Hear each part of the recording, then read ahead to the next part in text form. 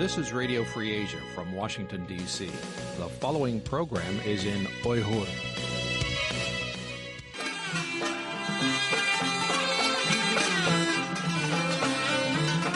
Erkin Asya Radyosu. Erkin Asya Radyosu.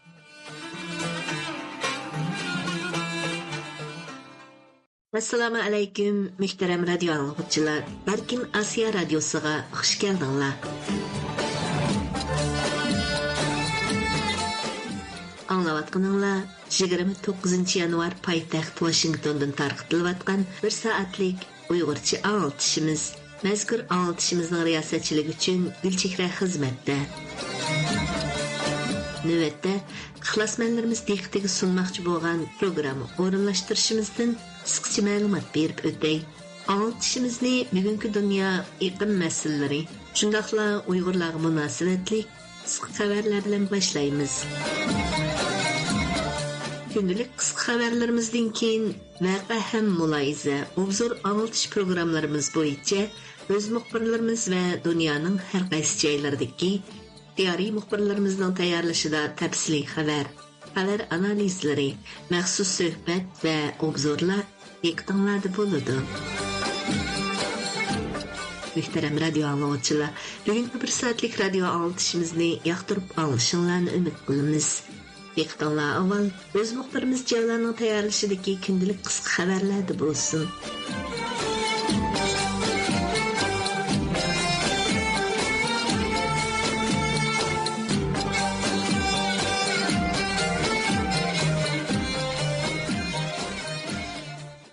Xitoy iqtisodining chekinishi, Xitoy fuqarolarining iste'mol saviyasining tuvallish natijasida Xitoy navbatda ig'ir darajadagi pul kasotligi, ya'ni pul qistig'i qiyinchilikqa petib qolgan.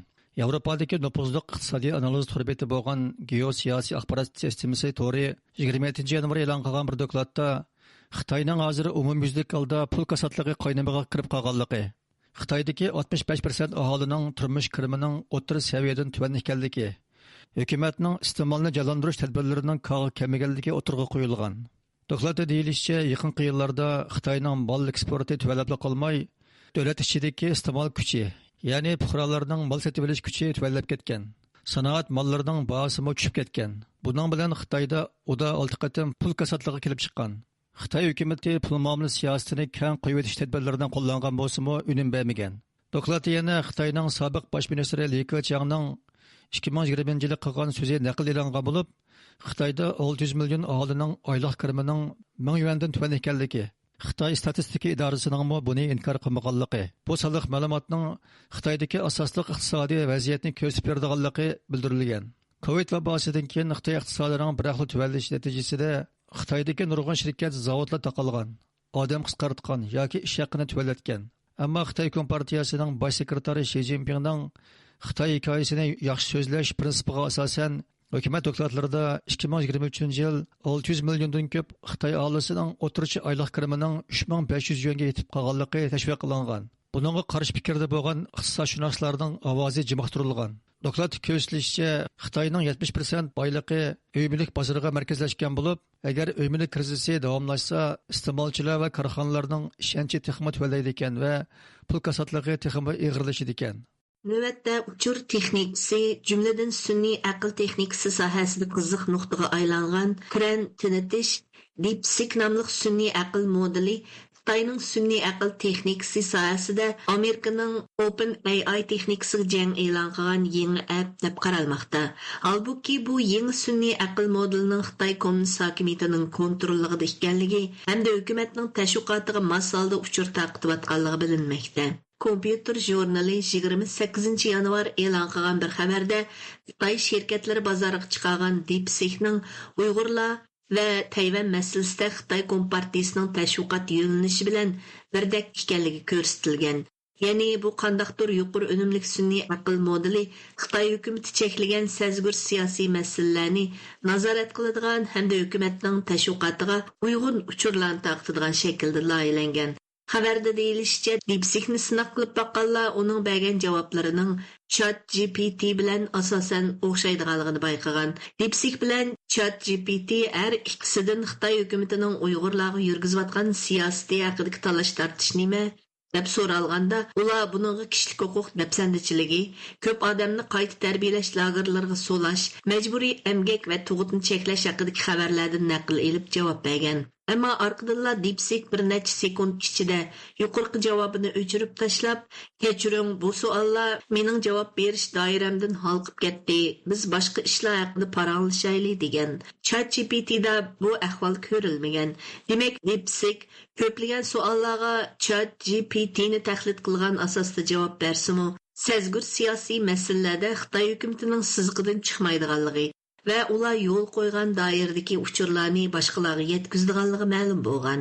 DeepSeek parallelishish mashinasi yana Xitoydagi Tiananmen qirg'inchiligi haqidagi savolga javob berishdan qochgan. Uningdan boshqa Tayvan masalasi haqida Tayvan izchillarda Xitoyning bir qismi bo'lib kelganmi degan savolga Tayvan azaldan mustaqil davlat bo'lib boqqan emas deb javob bergan. Bu javob Kommunist Xitoyning izchil ta'kidlab kelayotgan javobi bilan o'xshash chiqqan. DeepSeek haqida chiqqan boshqa xabarlarda yana bu sun'iy aql supsining Xitoyning TikTok app detaldan keyin chiqqan yana bir uchur o'g'irlash quroli ekanligi, Xitoy hukumatining tashviqotini qilishdan boshqa yana ko'plagan shaxsiy uchurlarni to'plab Xitoy hukumatiga ta'minlaydiganligi o'tirib qo'yilmoqda. Tayland parlamenti kishilik huquq komiteti navbatda Tayland hukumatining muavin bosh ministri bilan ko'rishib, 2013 yildan buyon Taylandda tutib turilayotgan 48 nafar Uyg'urning ahvolini yaxshilash haqida muzokara olib bormoqchi bo'lgan. Taylandning inglizcha xabarlar to'rida 29 yanvar e'lon qilingan bir xabarga qaraganda, Tayland Kengash palata a'zosi va kishilik huquq komitetining raisi Angxanan Elapajit boshchiligidagi komitet a'zolari Taylandning muavin bosh ministri Phumtham Vichayacha bilan ko'rishib, Taylandda tutib turilayotgan 48 nafar Uyg'urning salomatlik ahvolini tekshirish, davolash hamda ularning sharoitini yaxshilashni muzokara qilmoqchi bo'lgan. Komitet raisi Angxanan Elapajit Taylandda ochliq e'lon qilib, ojizlab ketgan Uyg'ur musofirlarining ahvolidan ansiraydiganligini bildirib, komitetimiz Tayland hukumatining u musofirlarni uzun muddat boqolmasligidan, boshqarish jihatdagi yetersizligidan andisha qilmoqda degan. U xalqaro Qizil Kirist jamiyatini bu ishga yaqin turishga tavsiya qiladiganligini bildirgan.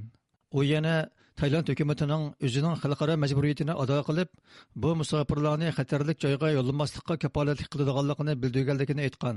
Ko'plagan kishilik huquq organlari Taylandda tutib turilayotgan 48 nafar Uyg'urni Xitoyga qaytarishga qarshi kuchli inkas bildirgan bo'lib, Birlashgan Davlatlar Tashkilotimi Taylandni bu planidan voz kechishga, xalqaro kishilik huquq nizomiga amal qilishga chaqirgan edi.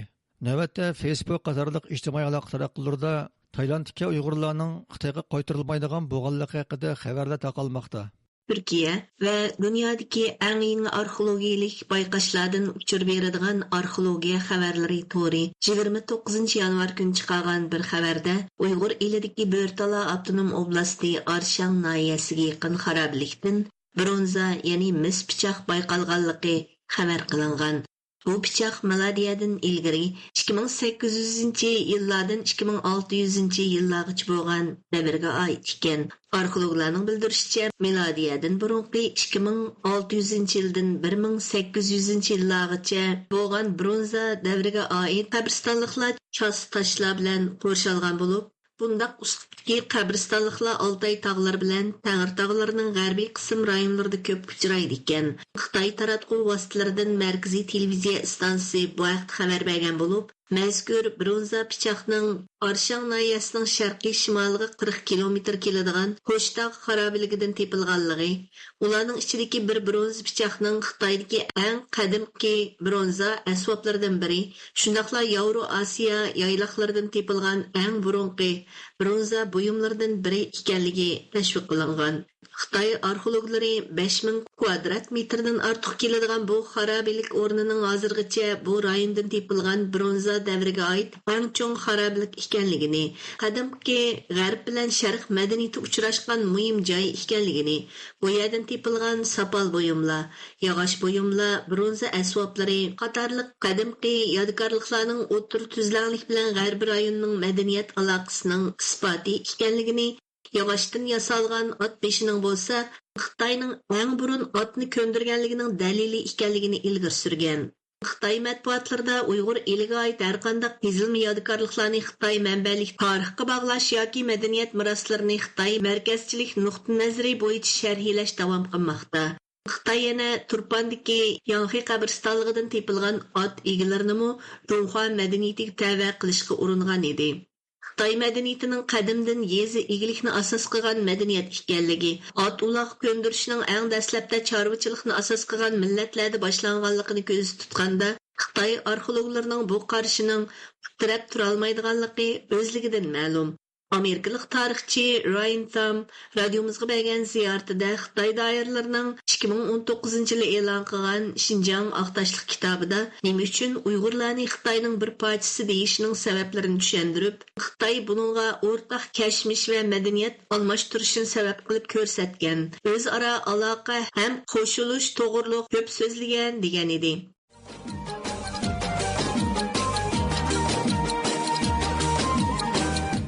Hörmətli radio anlıqçılar, Erkin Asiya radiosunu anlamaqdısılar. 29 yanvar paytaxt Washingtondan tarqıtılıb atqan məzkur anlatışımızın növbətdəki minutlarında vaqa həm mülayisə səhifəsi boyunca anlatışımızı başlayırıq.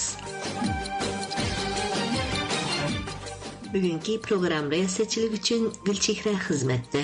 Diqqətinizlər növbətdə öz müxbirlərimiz şundaqla dünyanın hər qaysı joylarında turuşluq ixtiyari muxbirlarimiz, obzorchilarimizning tayyorlashidagi Uyg'urlarga munosabatlik muhim temalardagi tafsiliy programmalarda bo'lsin.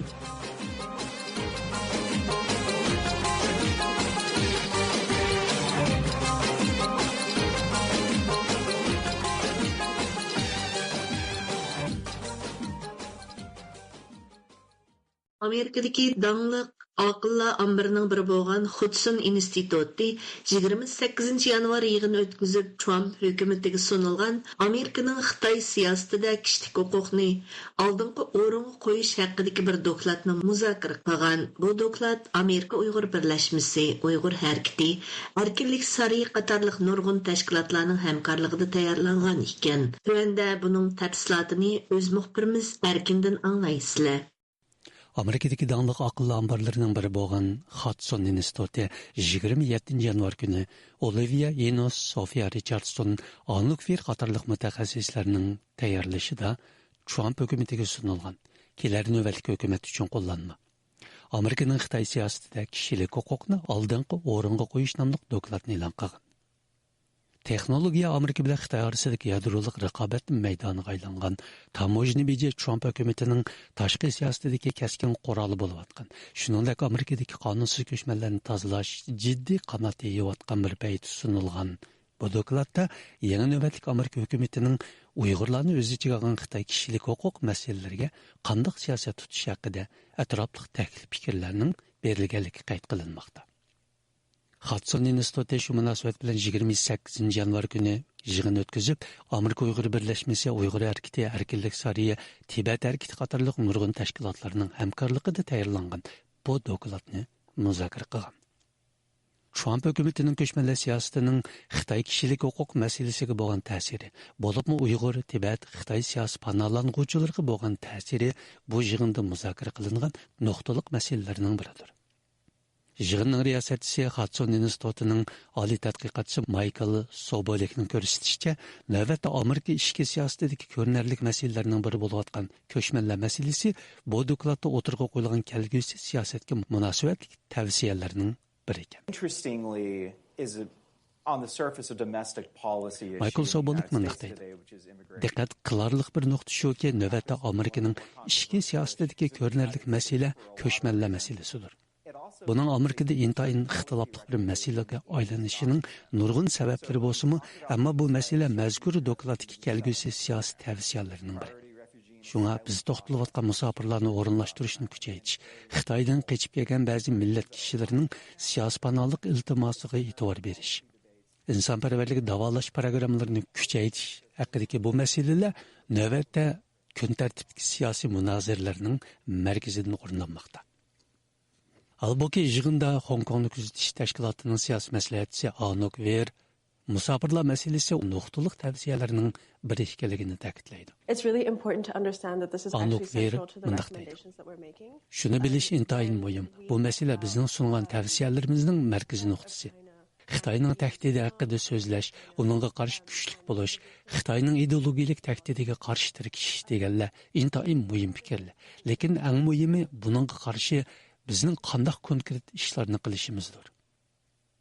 Anokverning qarashicha, Xitoyning ideologik tahdidi va ta'siriga taqobil turishning muhim yo'llarining biri bu kurashning oldingi sepidagi kishilarni qo'llash ham qo'g'dashga. And I think one of the really important ways in which we can combat China's ideological threat. Meningcha Xitoyning ideologik tahdidi va ta'siriga qarshi kurash qilishdagi muhim omillarning biri bu kurashning oldingi sepidagi kishilarni qo'llashdir. Bu Xitoyning jazolashidan qochib Amerikaga kelgan siyosiy panohlik tilaguvchilarni o'z ichiga oladi. Uning ta'kidlashicha, ular Amerika tashqi siyosat ideyasining konkret harakati orqali ularni qo'llashiga ehtiyojli ekan. Yig'inda Xitoy kishilik huquq qo'g'dug'uvchilari tashkilotining qo'sh raisi Sofiya Richardson Tailand turmusidagi Uyg'urlar haqida to'xtalib, Tailand hukumatini tanqid qilgan. Sofiya Richardsonning ko'rsatishicha, navbatda Tailanddagi Uyg'urlar bir qonuniy aniqsizlikning ichiga tushirib qo'yilgan ekan. Essentially, the Thai government has desperately tried Sofiya to Richardson avoid. Umuman Tailand hukumati bir tarafdan intayin umidsizlik ichida bu kishilarni Xitoyga qaytargan taqdirda Amerikaning noroziligini qo'zg'ab qo'yishdan o'zini qochirsa, yana bir tarafdan Xitoyning noroziligini qo'zg'ab qo'yishdan o'zini qochirib keldi.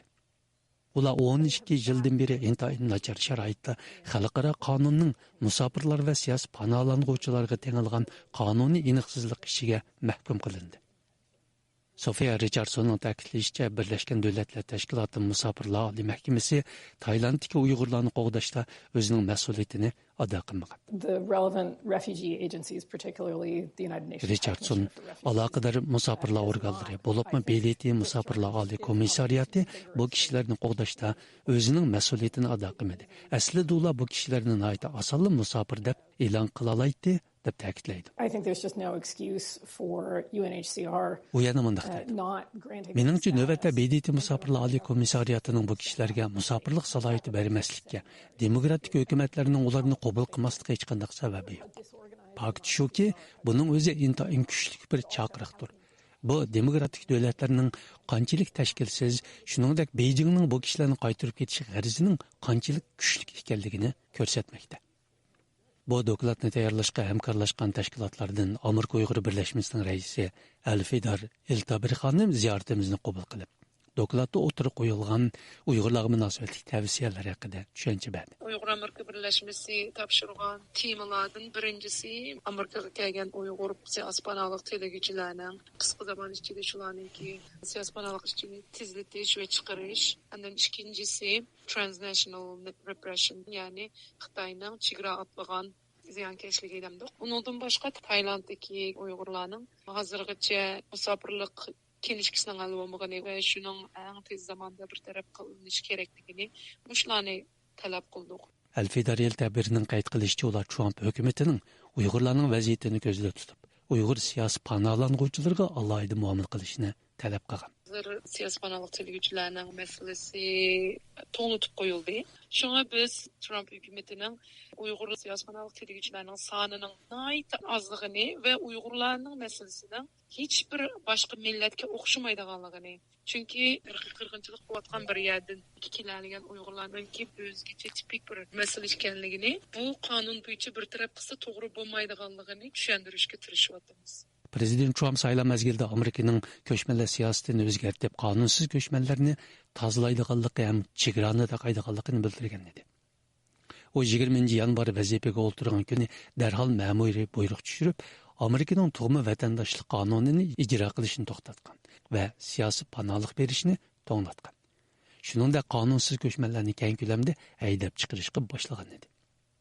Halbuki Michael Sobolikning yig'inda ta'kidlashicha, navbatda Amerika Xitoy raqobatining yadrosini texnologiya raqobati egallagan bo'lsa-mu, ammo texnologiyadagi barliq yangiliklar kishilik huquqqa taqashmoqda ekan. Is hyper focused in the technological domain. Michael Sobolik Amerika Xitoy raqobati haqli ravishda texnologiya sohasiga nuqtalanmoqda. Albatta, hozirgi bu texnologiya 21-asrda hal qilg'ish bo'lmasa-mu, ammo bu Washington Beijing orasidagi keng doiralik raqobatning markazi urush maydoni bo'ladi. Buningdan qochqin bo'lmaydi. Lekin diqqat qilarlik nuqta shuki, bu texnologiyalik yangiliklar har qatim kishilik huquqqa berib taqashmoqda. Аңлаватқаныңыз Уйғур тіліндегі Erkin ақпарат мұнбірі Erkin Asya Radyosu.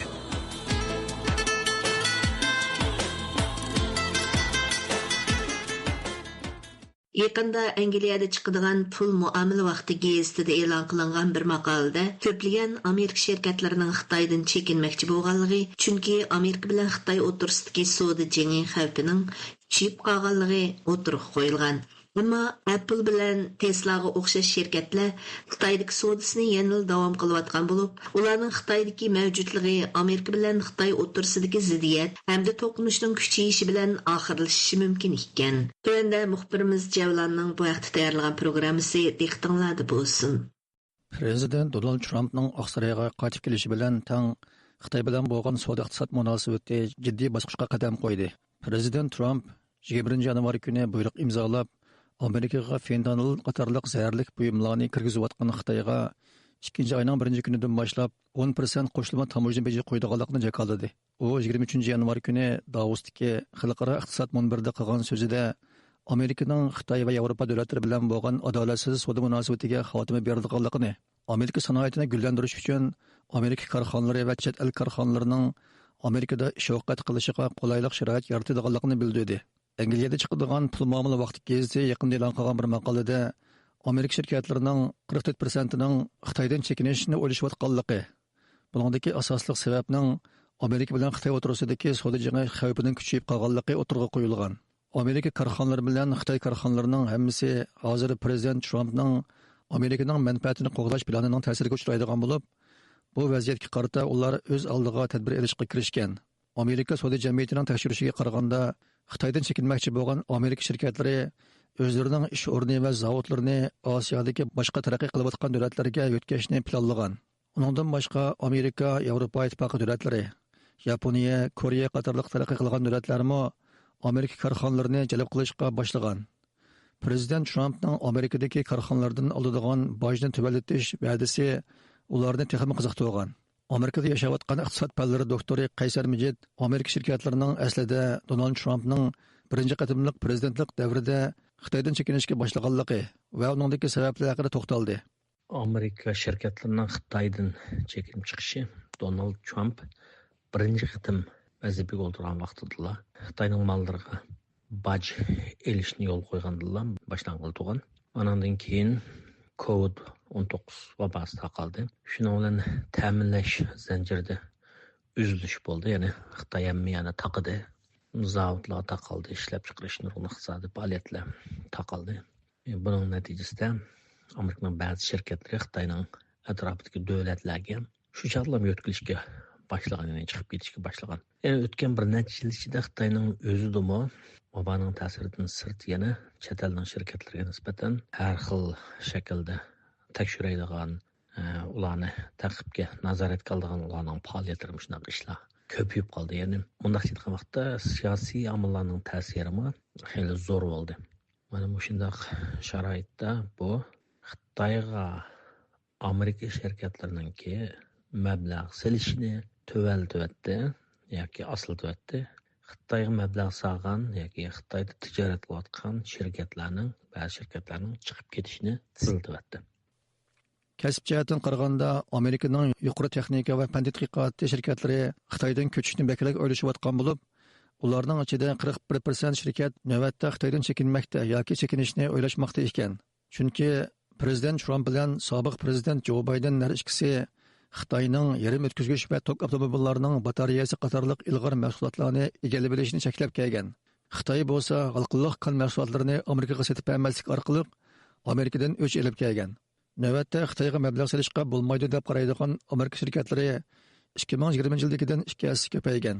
Amerikadagi Rand siyosat tadqiqot markazining strategiya va xavfsizlik mutaxassisi Raymond Ko Amerika shirkatlarining Xitoydan chekinishining sababi haqida to'xtalib mundaq deydi. I think a number of things have an impact here. One, of course, is tariff policy. Menimcha, buningga bir muncha omillar ta'sir ko'rsatadi. Birinchisi albatta tamojna siyosati. Agar Amerika Xitoydan oldigan tamojna bejini ko'paysa, Apple'ga o'xshash shirkatlarning chiqimi ishib ketadi.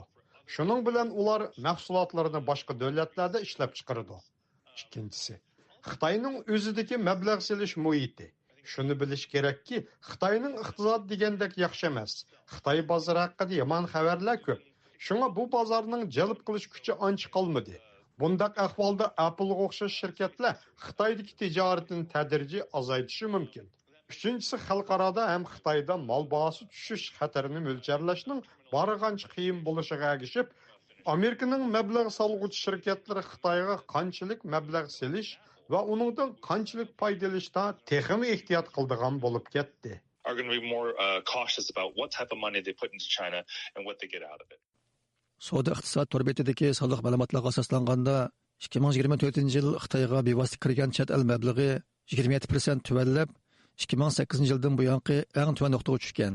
Xitoydagi iste'molning tuvallishi, uy bahosining tushib ketishi, Xitoyning cho'ng shirkatlarining kelishimga xilof qilmishlaridan ko'payishi, mol ta'minlash zanjiridagi mas'uliyatning aniq bo'lmasligi qatorliqlar chet el korxonalarini ajizlik solgan. Uningdan boshqa Xitoy hukumatining chet el mablag' so'masiga qo'ygan talabi, kontrolligi va nazorati kuchayib ketgan. Yuqorqi sabablar chet el shirkatlari, jumladan Amerika shirkatlarining Xitoydan barbara voz kechishini keltirib chiqargan. Amerikadagi siyosiy analizchi Andres Kor bu vaqtda radiomizga yo'llagan inkosida mundaq deydi. Xitoydagi siyosiy xatarning kuchayishiga ergishib, ko'plagan Amerika shirkatlari va ularning sheriklari o'z mulozimatini emgak kuchi azon, ish unumi yuqori boshqa davlatlarga yo'tkashni umid qilmoqda. Bu davlatlarning yana bojni tuvallatishdak afzalliklari bo'lishi mumkin. Xi Jinping 2027-yildan ilgari Tayvanga hujum qilish uchun Xitoy armiyasini tayyorlik qilishga buyurdi. Bu vaqtdan ilgari Xitoydan chiqib ketish nihoyatda muhim. Pul muomala vaqti gazetida e'lon qilingan bu maqola iqtisodshunoslar va vaziyatni kuzatuvchilar orasida bas-munozara qo'zg'agan. Reagan ismli bir munozarachi Amerika shirkatlaridan Tesla bilan Apple'ning Xitoydan chekinib chiqishi kerakligi haqida to'xtalib, Elon Musk kommunist Xitoyga solgan mablag'ning 20%ni yo'qotdi. Apple bo'lsa Xitoyda iPhone ishlab chiqara olmaydigan holga kelib qoldi. iPhone'ning o'rnini Elon Muskning X-Folder'i egallaydi degan. U yana Xitoyning o'zini o'zi vayron qilishi mumkinligini o'tirg'a qo'yib, hech kim Xi Jinpingni Tayvanga hujum qilmaydi demaydi. Bu hujum mag'lub bo'ladi. Ammo kommunist Xitoyning dengiz yo'li qamal qilindi. Xitoyning umumiy ishlab chiqarish qiymatining 20%ni egallaydigan 3 trillion 600 milliard dollarlik mol Xitoydan chiqolmaydi. Ammo bu mol dunyoning boshqa joylarida ishlab chiqarildi va u joylardagi ishchilarga foydali bo'ladi. Elon Muskning X-Folder'i boshqa davlatlardagi shirkatlarning ishlab chiqarishiga taqsimlab beriladi.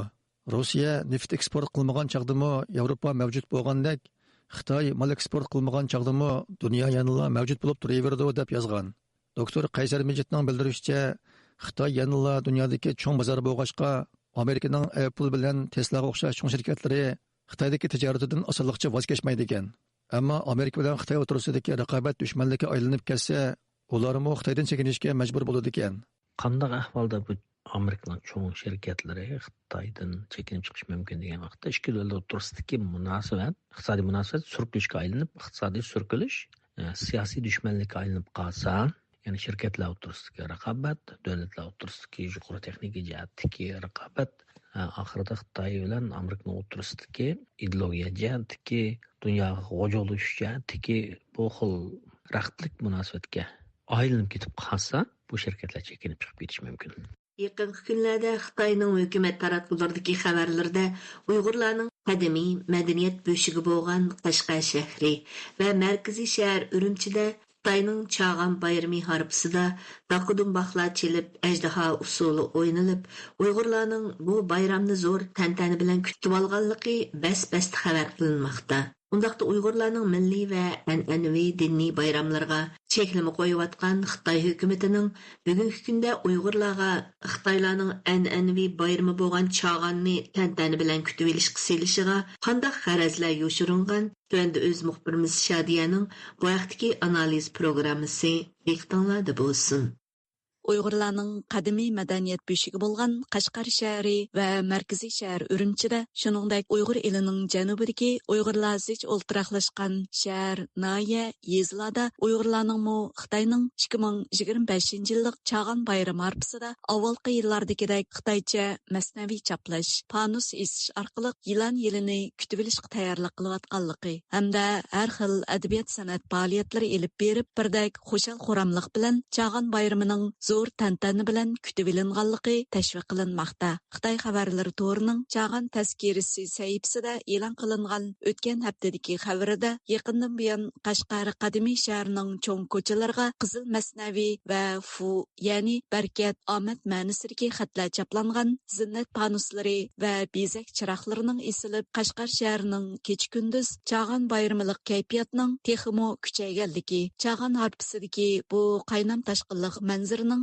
sayohatchilarni kuchlik jalb qilganligi maqtalgan. Darvaqa Uyg'urlarning asrlar bo'yi tabriklab kelayotgan milliy va an'anaviy diniy bayramlarga har xil usullar bilan cheklama qo'yayotgan. Masalan, ro'z tutish, kollektiv yetlash, namoz o'qish qatorliqlarni o'z ichiga olgan turli bayram odatlarini cheklayotgan Xitoy hukumatining bugungi kunda Xitoylarning an'anaviy bayram bo'lgan Chag'anni Uyg'urlarga tantana qildirishi, bu bayramda Uyg'urlarga Xitoycha an'anaviy kiyimlarni kiydirib, she'r usuli, yangir, ajdaha usuli qatorliqlarni o'ynatib, Uyg'ur urf-odati va madaniyat san'atini abjaslashtirishi diqqat qo'zg'amoqda. Navbatda Germaniyada turayotgan madaniyat insonshunosligi fanlarining doktori, Uyg'ur madaniyat tadqiqotchisi Runi Stenberg Xitoyning Chag'an bayramini tabriklash haqidagi xabarlarni ko'rgandan keyingi qarashlarini radio anglag'uchilar bilan o'rtoqlashdi. Bayram heytlar bo'lsa, ko'pchilik birga o'tkazadigan faoliyatlar bo'lsa,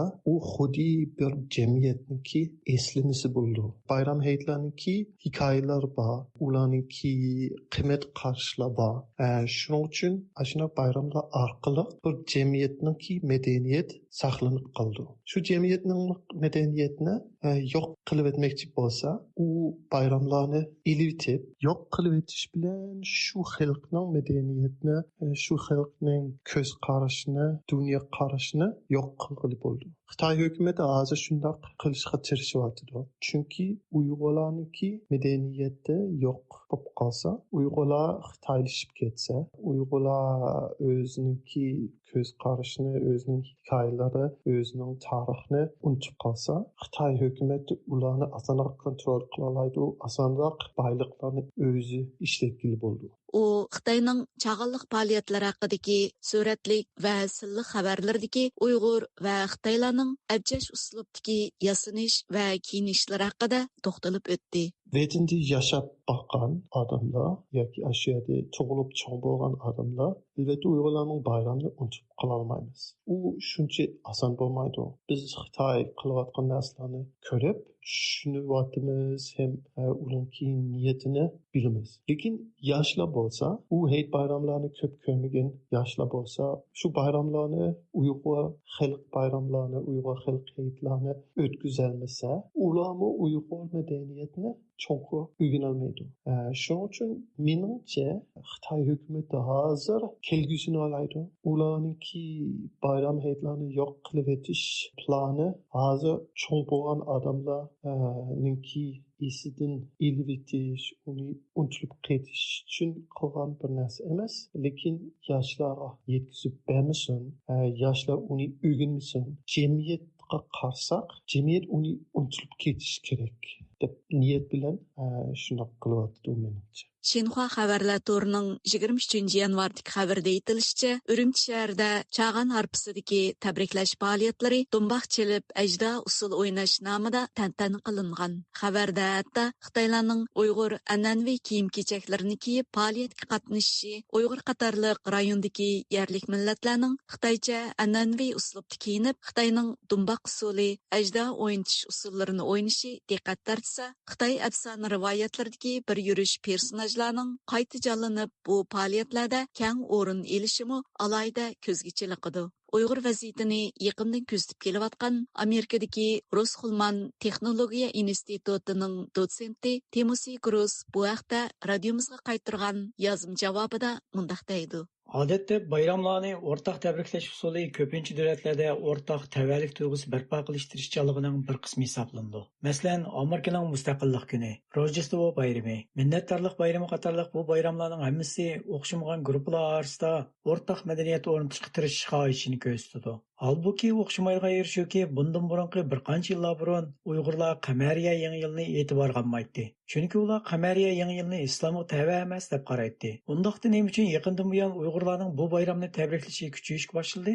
Nima sabab ularning bu chag'an bayramlik faoliyatlarga qatnashishiga turtki bo'ldi? degan savollarga javob berishga to'g'ri keldi. U so'zini davomlashtirib, yana munolarni yozgan. Bu xildagi chag'anliq tabriklash faoliyatidan boshqa yana Tavuz chog'ini, Ay to'qash bayrami qatorliqlarni Uyg'urlarning tabriklashi moslashtirildi. Garchi Qurbon hayit va Ro'za hayit amaldan qoldirilmagan bo'lsa-mu, ammo ular Xitoy bayramlaridek davlat tarafidan birdek tabriklanish darajasiga ko'tarilmaydi. Shunlashqa bu xildagi bir yil ichidagi cho'ng tabriklash bayram faoliyatlarida ro'shan holda Xitoychalarlik gavlindi deb qarayman. 2025 yillik Xitoyning Chag'an bayrami arifasi mezgilida Xitoy hukumat taratqullarining Qashqar, Urumchi qatorliq joylardagi Chag'anni tabriklash faoliyatlari haqidagi ko'plab tarqatilayotgan suratlik va silliq xabarlar haqida 25 yanvar kuni radiomizning ziyoratini qabul qilgan London universiteti sharqshunoslik va Afrika institutining professori doktor Rachel Harris xonimning aytishicha, shu kuni ularning oilasi BBCning bir muxbiridan Chag'an bayrami to'g'riliq film ishlash haqidagi uchurni topshirib olgan. U bu vaqtdagi tafsilotni biz bilan o'rtoqlashib mundaq dedi.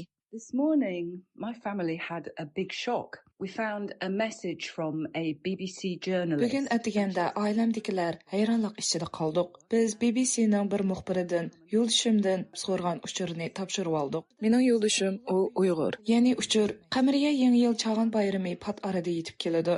Men oilangizdagilarning bu bayramni tabriklayotganligini suratga ola olaymizmi deb so'rmoqchi edim degan shaklda edi. Bu uchurdan biz bakmo bearam bo'ldik. Chunki nihoyatda aniqki, oilamiz ko'pincha Uyg'urlarga o'xshash Chag'an bayramini tabriklamaydi. U bayram azaldan oila an'anamizning bir qismi bo'lib boqmagan.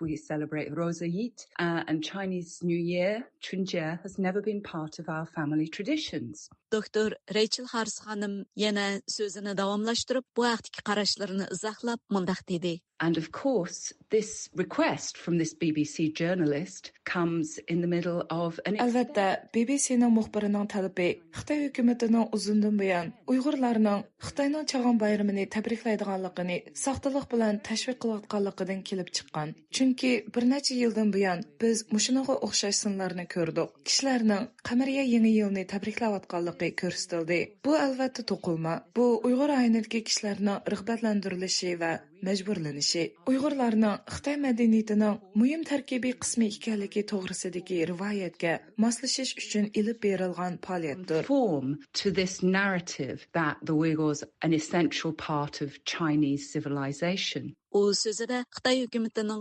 növbətdə Uyğurlarga Xitaylarning an'anaviy bayram bo'lgan Chag'anni kutib olishga tenishidagi g'arazlari haqida o'z fikrini bayon qilib o'tdi. I believe there are two sides to this Chinese government project. One is Menimcha Xitoy hukumatining bu loyihani amalga oshirishining ikki tarafi bor deb qarayman. Bir tarafdan u Uyg'ur oilidagi Uyg'urlarning ro'yi holatini haqiqiy o'zgartirishga urinishdir. Men u yerga endi bora olmag'achqa, buni amaliyotda ta'sir ko'rsatilgan va yoki ko'rsatilmaydiganligini haqiqiy tushunmayman. Men undaq bo'lmasligini umid qilaman. Ammo uning yana bir tarafi tashqi dunyodagi kishilarga beradigan ta'sirdir. Ammo yana bir jihatdan u tashqi dunyoga Uyg'urlarning amaliyotda milliy va madaniyat jihatda Xitoy ekanligidek ta'sirini qoldirdi. Shunga men Londondagi BBC muxbirining bizni chag'anliq tashviqotga qatnashishga taklif qilgan uchurini topshirib olganda hayron qoldim. BBC journalist in London asking me to take part in this same propaganda, then, I'm very shocked. Növətdə Xitay taratqularında göstərilgənidək Uyğur elining hər qaysı joylarında Uyğur və başqa musulmon xalqlarının Xitayning Chag'an bayramını Xitaylarga o'xshash dağdug'luq və tantanı bilan tabriklashga tashkillanishi chet ellardagi Uyg'urlarda necha ming yillardan buyon davomlashib kelayotgan Uyg'ur milliy urf-odati va madaniyatining chetga qiqilishi va abjashlashtirilishi ishga oshirilmoqda deydigan qarashni kuchaytmoqda. Programmani Shariya tayyorladi. Diqqat berganinglar rahmat.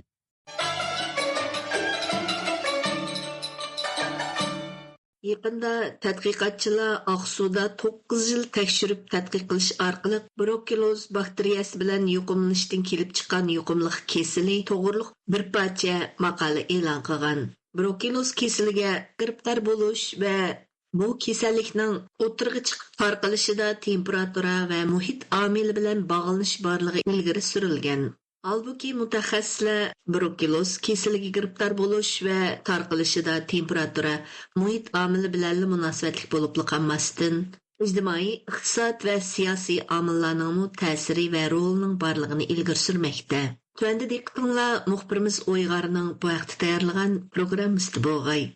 Tabiiy fan va meditsina sohasida xalqaro muhim tadqiqot munbarlaridan biri bo'lgan ilmiy dokladlar nomli ilmiy jurnalda yaqinda Xitoyning Xinjiang Aqsu viloyatidagi muhit omilining insonlardagi brukelloz yuqumli kasallikka ko'rsatgan ta'siri nomli bir ilmiy maqola e'lon qilingan. Bu maqolada insonlarning brukelloz yuqumli kasalligiga giribtor bo'lishi va bu kasallikning tarqalishida temperatura bilan muhit omilining ko'rsatilgan ta'siri nuqtaliq analiz qilingan. Shuning bilan bir vaqtda bu maqolada Uyg'ur elining Xitoyda brukelloz yuqumli kasali eng ko'p tarqalgan nuqtaliq rayonlarning bir ekanligi tilga olingan. Halbuki mutaxassislar brukelloz kasalining tarqalishi va insonlarning bu yuqumli kasallikka giribtor bo'lishida temperatura ham muhit omilidan boshqa ijtimoiy iqtisod bilan siyosiy omillarning ta'sir borligini ilgari surmoqda. Dunyo sayyor tashkiloti brukelloz yuqumli kasalligiga bundaq aniqlam bergan. Brukelloz yuqumli kasali asosli kala, cho'shqa, o'chka, qo'y va it qatorliq brukelloz turlari sabab bo'lgan bakteriya kasalligidir. İnsanlar odatda yuqumlangan hayvonlar bilan bevosita uchrashish, bulg'angan hayvonot mahsulotlarini yeyish va havodagi bakteriyalarni sumirish orqali bu kasallikka giribtor bo'ldi. Ko'pincha ahvollar yuqumlangan o'chka yoki qo'ylarning pishiqlashdan o'tkazilmagan va soplashtirilmagan sutlari yoki pishloqlarini iste'mol qilishdan kelib chiqadi. Bu kasallikning alomatlari qizish, bosh og'rish, bel og'rish, terlash, jismoniy ojizlik, bo'g'imlar og'rish, og'riqlik, uruqlash va yo'tal qatorliq shakllarda ifodalangan. İnsanlarning brukelloz yuqumli kasalligiga giribtor bo'lishi va kasallikning tarqalishiga ta'sir qiladigan omillar haqida so'z bo'lganda, Amerikada yashaydigan doktor Mehmet Emin Efendi mundaq deydi. Bu hayvonlarni yo'qotgan kasallik bo'lib, 4 xil yo'l bilan insonlarga yo'qidi. Bu odatda bir bakteriyadan tarqalgan kasallik bo'lib, bu bakteriya ko'pincha ahvolda shu hayvonlarningki badanida bo'ladi. Shunlashqa bu kasal asosligi shu hayvon yoki hayvonlardan yasalgan mahsulotlar bilan bevosita uchrashish orqali yuqadi. Endi bu yerda bularningki yuqishda 4 xil yo'lni asosli deb qaraldi. Birinchisi shu hayvonlar bilan bevosita uchrashish, ya'ni hayvon badaniga, hayvonning suyuqligiga bevosita uchrashish. Ikkinchisi hayvon mahsulotlarini iste'mol qilish bo'lib go'sht yoki sutni yaxshi pishirmay ham iste'mol qilish. Uchinchisi shu kasal tarqalgan rayonlar, ya'ni yayloqlarda havo orqali tarqalish. To'rtinchisi yuqumlanuvchilar orasida yaqin aralashish orqali o'zaro yuqish. Bu kasallikning tarqalishida asosli shu 4 xil yo'l muhim rol o'ynaydi deb qaraldi. Bu kasal asosligi hayvonlar badanida yuqqanlik uchun chorvachilik rayonlarda ko'p, mayli bizning vatanda bo'lsin, ichki Mo'g'ulda bo'lsin yoki Gansu, Chenxayning yayloqlari, Tibetda bo'lsin, shu chorvachilik rayonlarda ko'p uchraydi. Dunyoning boshqa davlatlarida shu Afrikalarda, andan keyin Amerika yoki Yevropadagi chorvachilik qo'y, kala, cho'chqa boqadiganlarda ko'proq uchraydi. Agar u bakteriyaning turi, ya'ni bulg'angan bakteriyaning turi alayda bakteriya bo'lib, kasal paydo qiladigan bakteriya bo'lib qolsa, u sutni qaynatmay ham ichgan vaqtida cho'qim shu xil kasallik giribtor bo'ladigan gap. Shunlashqimi Amerika, Yevropa qatorliq nurg'un taraqqiyotgan davlatlarda sutni bozorga akirish burun cho'qim uni bir taraf qilib dezinfeksiya qilib sotadi. Uyg'ur kishilik huquq qurulishning tadqiqotchisi Dr. Henrik Chajaski brukelloz yuqumli kasallikka giribtor bo'lish hodisasining yolg'iz Aqsu viloyatida emas, balki butkul Uyg'ur elida mavjud emas ekanligini ta'kidlaydi. U bu xil yuqumli kasalning o'tirg'i chiqishi va tarqalishining temperatura, muhit omili bilan munosabatli bo'lib qolmasdan, balki yana ijtimoiy, iqtisod va hukumatning siyosiy qarorlari bilan munosabatli ekanligini ilgari surdi. U mundaq dedi: I think that what we can say here that the socioeconomic piece of this needs certainly some more emphasis and accentuation. We obviously know why that can't be done. İnsanlarning brukelloz kasalligiga giribdor bo'lishi va bu kasallikning tarqalishida temperatura bilan muhit omili muhim rol o'ynaydi. Ammo menimcha buningda ijtimoiy iqtisodiy omillar ma'lum rol o'ynaydi. Biz insonlarning brukelloz kasalligiga giribdor bo'lishi va bu kasallikning o'ttirg'i chiqib tarqalishida ijtimoiy iqtisodiy omillarni tilga olishimiz va ta'kidlashimiz kerak. Nima uchun bu omillar tilga olinmaydi deganda rayonning siyosiy vaziyati bek jiddiy. Biz bu xil bakteriya va yuqumlanish to'g'risida yana bir qism betaraf omillar qarsak texim yaxshi bo'ldi. Ya'ni buningda Xitoy hukumatining iqtisodiy siyosatining ta'siri va roli bor. Demakchimanki, markaziy hukumatning rayon qaratgan iqtisodiy siyosati ichida Uyg'urlar qaratgan kamsitish va adolatsizlik bor. Agar biz ijtimoiy iqtisodiy omil insonlarning brukelloz kasalligiga giribdor bo'lishida va bu kasallikning tarqalishida roli bor desak, undaqda biz uning nima uchun shunday bo'lganligini izohlashimiz kerak. Tuvan kirim, men aytgandek hukumatning siyosiy qaror natijasi kelib chiqqan ahvoldir. Bu kishilar intilgan yoki orzu qilgan narsa emas. Bu haqda tekshirish olib borgan tadqiqotchilar bu rayonda ijtimoiy iqtisodiy sharoitning insonlarning brukelloz kasalligiga giribdor bo'lishi va bu kasallikning tarqalishidagi roli ustida tekshirish olib borgan. Yana kelib bu tekshirish va tadqiqot Aqsu viloyati bilan cheklanib qolgan. Bu amaliyotda Aqsu viloyatidan g'alqagan yuqumli kasaldir. Kasallikning tarqalishida Xitoyning siyosatining ta'siri albatta bor. Demakchimanki, biz rayonda kirimi yuqori bo'lgan ba'zi imtiyozliklarning borligini bilamiz. Shunga deymanki, iqtisodiy omil va sharoit amaliyotda insonlarning brukelloz kasalligiga giribdor bo'lishi va bu yuqumli kasallikning tarqalishidagi muhim omillarning biridir. I mean, we all know that there are certain privileges that come with higher incomes, and I think that this is certainly a factor here. Mazkur maqolada yana mundaq deyilgan: Xitoyning g'arbiy shimoliy asosligi chorvachilik rayoni bo'lib, Xitoydagi eng cho'ng chorvachilik bozoridan biri hisoblanadi. Xitoyning g'arbiy shimolidagi chorvachilar asosligi yayloq va qishloqlarda va chet joylarda joylashgan bo'lib, ularning yuqumli kasallikdan qo'rqinish eng yetarsiz. Ularning brukelozga giribtor bo'lish xavfi bak yuqori. Aqsuda kirim yuqori bo'lgan kishilar go'shtni ko'p iste'mol qilgan bo'lg'achqa, ularda brukeloz kasalligiga giribtor bo'lganlarning nisbati yuqori bo'lgan. Aqsuda yana havoning quruq va issiq bo'lishi, shamolning oz bo'lishi brukeloz kasalining tarqalishiga va ko'payishiga sabab bo'lgan eng muhim omillardir. Holbuki Chex Jumhuriyati Plasky universiteti ulumuk tadqiqotchisi Dr. Runik Stenberg yuqorqi maqolada deyilgan bir qism qarashlarga qo'shilmaydiganligini, bu nuqtada o'zining boshqacha qarash ekanligini bildirdi.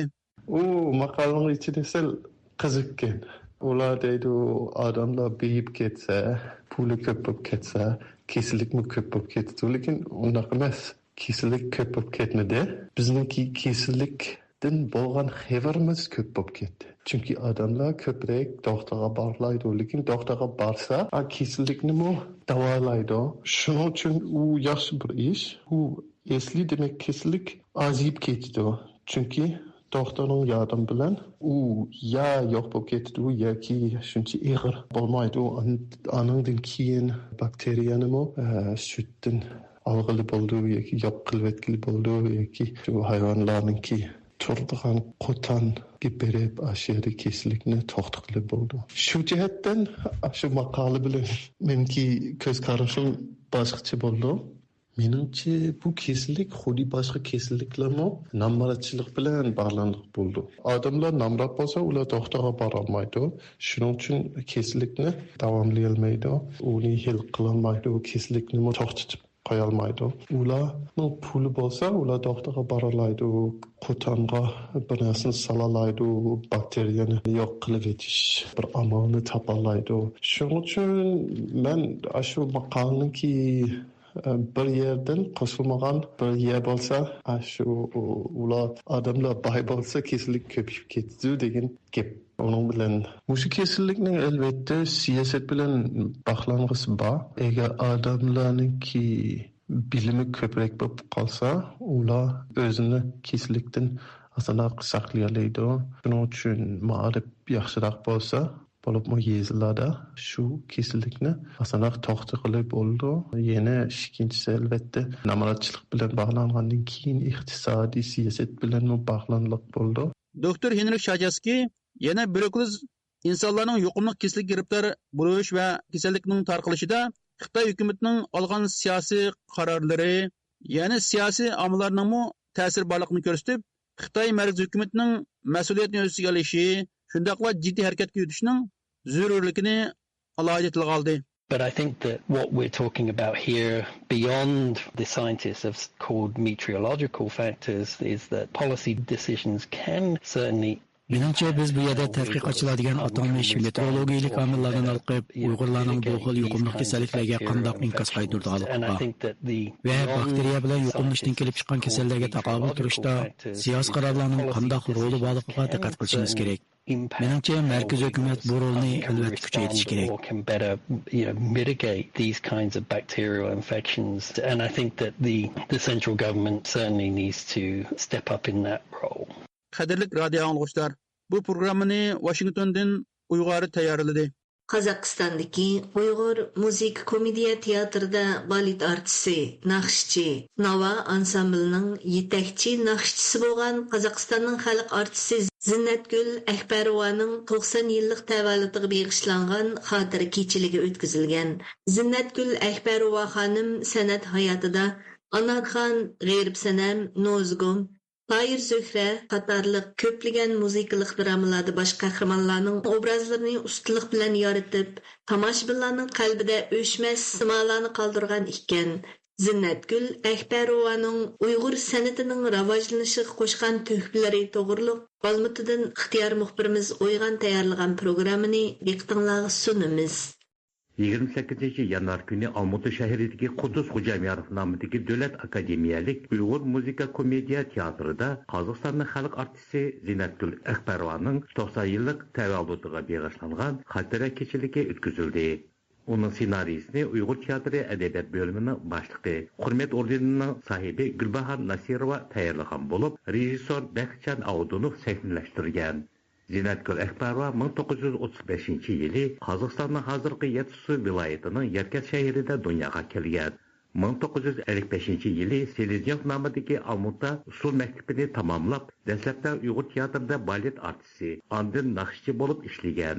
U shuningdek Uyg'ur teatri qarmog'idagi Nava ansamblining yetakchi naqshchisi bo'lgan.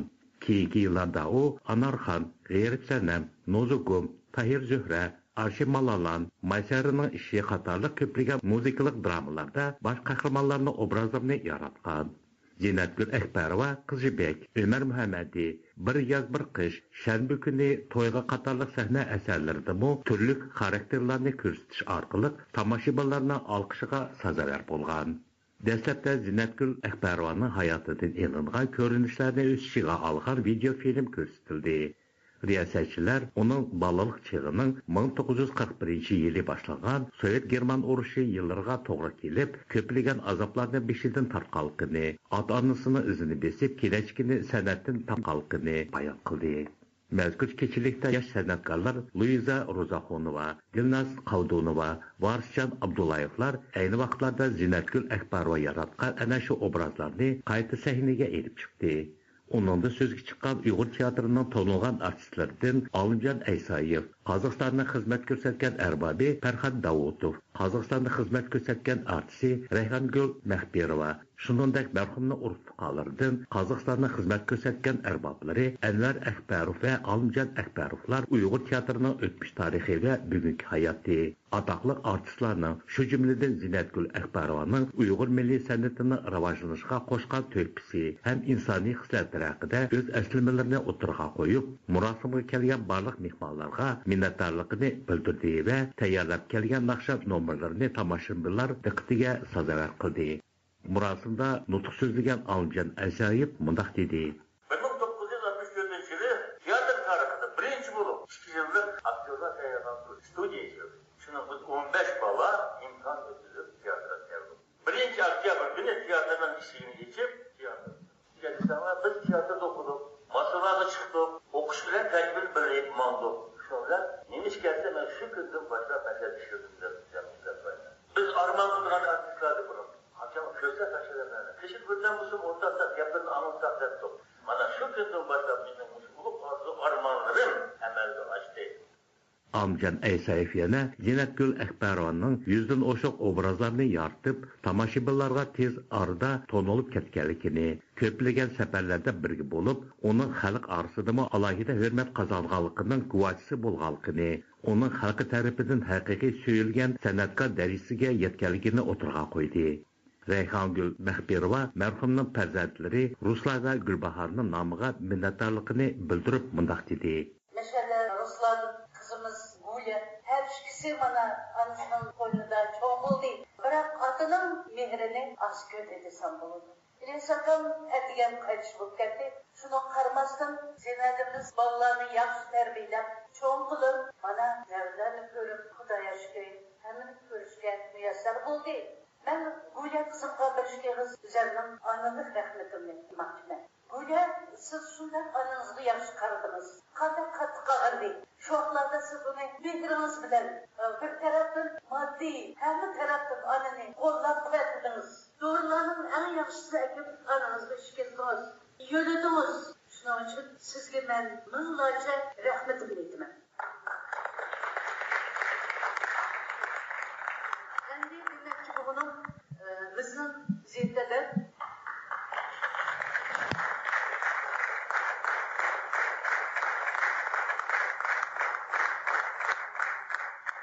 Rayhongul Mahbirova Akbarovlar oilasining ko'p balliq bo'lib, hammasining digudek san'at sohasida xizmat qilib, cho'ng utuqlarga yetganligini alohida ta'kidladi. Murosimda so'zga chiqqan Farhod Davudov ustozning so'yib tig'ishigan naqshisi Zuhra Jonim naqshisini aytib bersa, professor Anvar Akbarov rahbarligida Trapoyo Groma baletidan ko'rinish Qurmag'azi nomidagi Qozoq Milliy konservatoriyasining kamerlik orkestri tarafidan ijro qilindi. Rayhongul Mahbirova onalarga bag'ishlangan yolg'iz ayol naqshisini Qozog'istonda xizmat ko'rsatgan arbobi Olimjon Akbarov navrisi Arujan bilan yana bir naqshisini hadya qildi. Murosim davomida Uyg'ur teatri artistlari tarafidan tayyorlangan cho'ng konsert programmasi ko'rsatildi. Radiomiz ziyoratini qabul qilgan Rayhongul Mahbirova xonim mundaq dedi.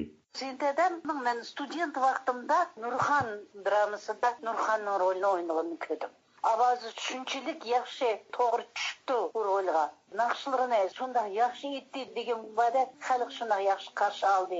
Senteden komediyadam yaxshi o'ynadi. Biz ishimiz mush keyingi vaqtlarda bir Akram Ahmad qo'ygan bir komediyada birga o'ynadik esimda. Senteden shu yerda bir mamayning rolini o'ynadi. Keyin Kavkazning bir spektakli esimda yo'q, biroq shu yerda mamayning rolini usullari bilan, muzikasi bilan, naqshisi bilan bobiga keltirib o'ynadi desam bo'ladi. Senteden biz yo'q vaqtlarda teatrda itatga shu konsertlarga chiqib lepar qo'shash naqshlarni itatdi deb boshqalar esiga oladi.